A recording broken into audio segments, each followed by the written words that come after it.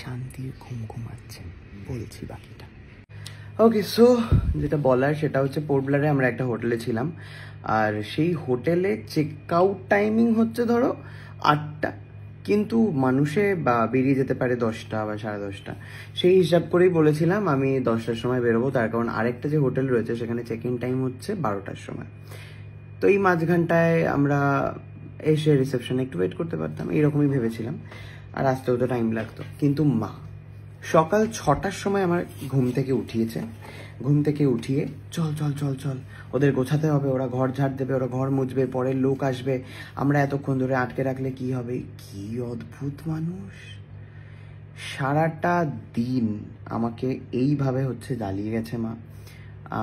আগেও ওইখানে যে এই এই করছিস কেন, ওই লোকগুলোর কষ্ট হবে। তো মা এইসব ভেবেই গেল। আমি মাকে কিছুতেই বোঝাতে পারছি না যে মা এটাই ওদের প্রফেশন, এটাই তো ওদের কাজ।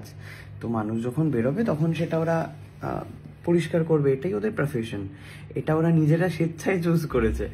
তো মায়ের তাদের জন্য প্রচুর কষ্ট হচ্ছে যে কেন ওরা এত খাটছে, আমরা তাড়াতাড়ি ছেড়ে দিই, তাহলে ওরা এই ঘরটা গুছিয়ে নিতে পারবে, ওদের আরও লোকজন আসবে। তো কালকেও সেম, মানে কালকে আমরা যে রস আইল্যান্ডে গেছিলাম, ওখানে যে গাড়ি ড্রাইভার, আমরা নেবে দুটো ফটো তুলছিলাম, মা বলছে আরে এত সময় লাগালে এর তো পরের ট্রিপটা হবে না, এর এর তো এটা করেই সংসার চলে, তাড়াতাড়ি নেবে আয়, তাড়াতাড়ি নেবে আয়। তো মা হচ্ছে প্রত্যেকটা মুহূর্তে আমাকে এইরকম ধরনের হচ্ছে টিচিং দেওয়ার চেষ্টা করে। এতদিন মানে এই ব্যাপারটা আমি দেখিনি, দেখো আমরা বাইরে সেভাবে যাইনি কোথাও, তো মায়ের এই ব্যাপারটা আমি দেখছি রিসেন্টলি, যে লোকের কষ্ট মা একটুখানি বেশি বুঝছে, বা মা হচ্ছে খুব ফিল করছে মানুষকে। তো ইটস গুড একদিক থেকে, বাট আমার উপর প্রচুর চাপ পড়ে যাচ্ছে। তার কারণ হচ্ছে সকাল 6টার সময় উঠিয়ে দিয়েছে আমাকে, কি না আমাকে রেডি হতে হবে, রেডি আমাকে বেরোতে হবে 8টার মধ্যে। তো এই অত্যাচারগুলোর সম্মুখীন হচ্ছি আমি। আর আমার হচ্ছে রাত্রেবেলার ঘুম একবার ভেঙে গেলে আর হয় না, কিন্তু দেখুন মহিলা নিশ্চিন্তে ঘুমিয়ে যাচ্ছে, নিশ্চিন্তে। আর আমি কীরকম, আমি হচ্ছে মা যদি ঘুমায় আমি একটা টু শব্দও করি না, মানে বাড়িতে ধরো কেউ এলো, আমি বলি চুপ, একটাও শব্দ করা যাবে না, কিন্তু মা ঘুমাচ্ছে। আমি এইভাবে মাকে হচ্ছে খেয়াল রাখি যাতে মায়ের ঘুমটা না ভাঙে, আর মা হচ্ছে আমাকে ঘুম থেকে ওঠাতে পারলে বাজে। এই হচ্ছে বৈষম্য। তো তাই জন্য হচ্ছে সকাল থেকে কোনো ব্লগ তোমরা দেখতে পাওনি।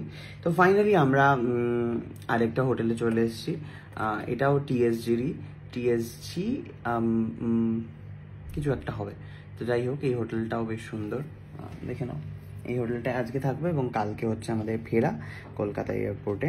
এখান থেকে ফ্লাইট টাইম হচ্ছে 10টা, ওখানে মেবি 2টো নাগাদ হয়তো আমরা নামবো। তো এই হলো ব্যাপার। ভীষণ ভালো ঘুরেছি, আর সব থেকে বড় কথা হচ্ছে ট্যান। বুঝতে পারছো মুখ চোখের অবস্থা, কি পরিমাণ ট্যান পড়েছে। আর এই হলো ব্যাপার। সো দেখা হচ্ছে পরের ব্লগে। টাটা।